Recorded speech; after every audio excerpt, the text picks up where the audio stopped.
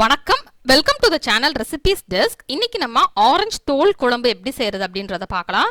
நம்ம நார்மலாக அந்த கமலா ஆரஞ்சு வந்து சாப்பிட்டுட்டு இந்த தோலை வந்து நம்ம தூர தூக்கி போட்டுருவோம். ஆனால் அந்த தோலில் வந்து நிறைய டிஷ்ஷஸ் நம்ம பண்ணலாம். நல்லா சாப்பிட்றதுக்கும் நல்லா இருக்கும், அது ரொம்ப ஹெல்த்தியும் கூட. அதனால நம்ம அந்த தோலை வந்து இனிமேல் கீழே தூக்கி போடாமல் அதில் அந்த மாதிரி குழம்பு செஞ்சு சாப்பிடலாம். ஃபர்ஸ்ட் நம்ம இந்த டிஷ்ஷுக்கு என்னென்ன பொருட்கள் தேவை அப்படின்றத பார்த்துடலாம். அதுக்கப்புறம் எப்படி செய்கிறது அப்படின்றத நம்ம இந்த வீடியோவில் பார்க்கலாம். இந்த குழம்பு சாதத்தோடு வச்சு சாப்பிட்றதுக்கு நல்லாயிருக்கும். இப்போ நம்ம தேவையான பொருட்கள் பார்த்துடலாம். ஆரஞ்சு, ஒரு ஆரஞ்சில் இருந்து நான் தோல் மட்டும் எடுத்து வச்சுருக்கேன். தோலை வந்து நல்லா எடுத்து கழுவி வச்சுருங்க.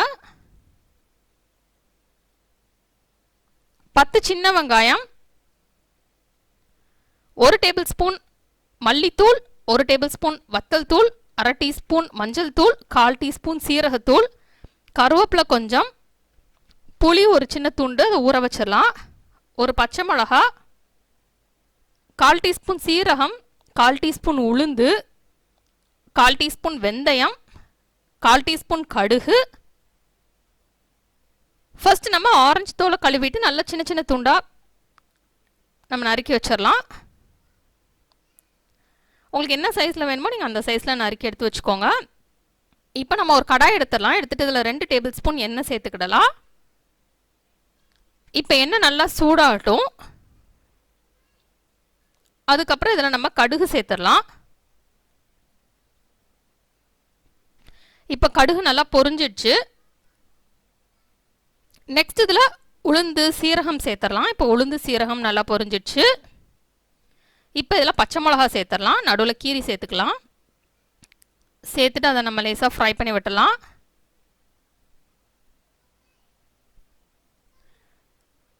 நெக்ஸ்ட் இதில் கருவேப்பிலை சேர்த்துடலாம். சேர்த்துட்டு அதையும் நம்ம ஃப்ரை பண்ணிடலாம். இப்போ ஃப்ரை பண்ணியாச்சு. இப்போ இதில் ஆரஞ்சு தோல் சேர்த்துடலாம். சேர்த்துட்டு அதை ஃப்ரை பண்ணிடலாம்.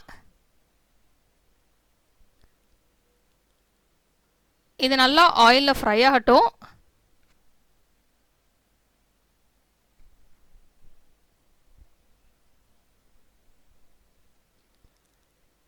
இப்போ அது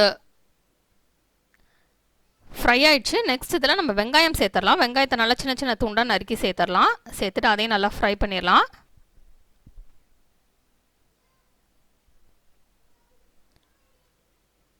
இப்போ வெங்காயம் ஃப்ரை ஆனதுக்கப்புறம்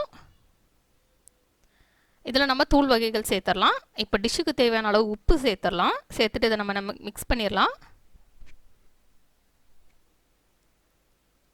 இப்போ மிக்ஸ் பண்ணியாச்சு.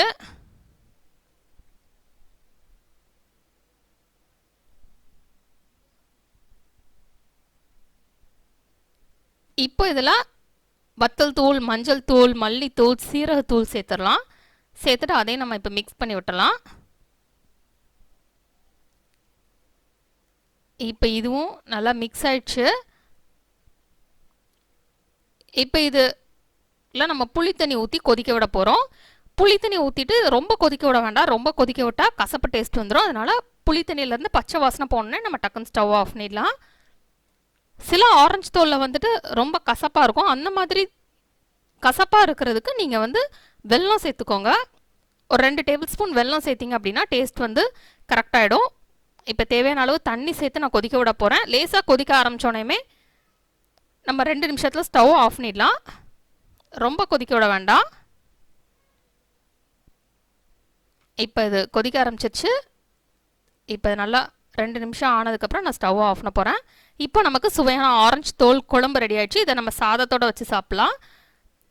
இந்த ரெசிபியை நீங்கள் ட்ரை பண்ணி பாருங்கள். இந்த ரெசிபி உங்களுக்கு பிடிச்சிருந்தா லைக் பட்டன் கிளிக் பண்ணுங்கள். உங்கள் ஃப்ரெண்ட்ஸோட இந்த ரெசிபியை ஷேர் பண்ணுங்கள். மறக்காமல் இந்த சேனலுக்கு சப்ஸ்கிரைப் பண்ணுங்கள். இந்த சேனலில் போடுற சமையல் வீடியோ நோட்டிஃபிகேஷன்ஸ் உங்களுக்கு உடனுக்குடன் வேணும் அப்படின்னா சப்ஸ்கிரைப் பண்ணிவிட்டு பக்கத்தில் இருக்கிற அந்த பெல் ஐக்கானை கிளிக் பண்ணுங்கள். அப்போ தான் நான் போடுற வீடியோஸ் எல்லாம் உங்களுக்கு உடனுக்குடன் நோட்டிஃபிகேஷன்ஸாக வரும். இந்த வீடியோ பார்த்ததுக்கு ரொம்ப நன்றி. தொடர்ந்து சேனலோட இணைந்திருங்கள் புதிய ரெசிபிகளுக்காக. இந்த ரெசிபியை ட்ரை பண்ணிவிட்டு எப்படி வந்திருக்கு அப்படின்றது கீழே உள்ள கமெண்ட்ஸ் பாக்ஸில் மறக்காமல் சொல்லுங்கள்.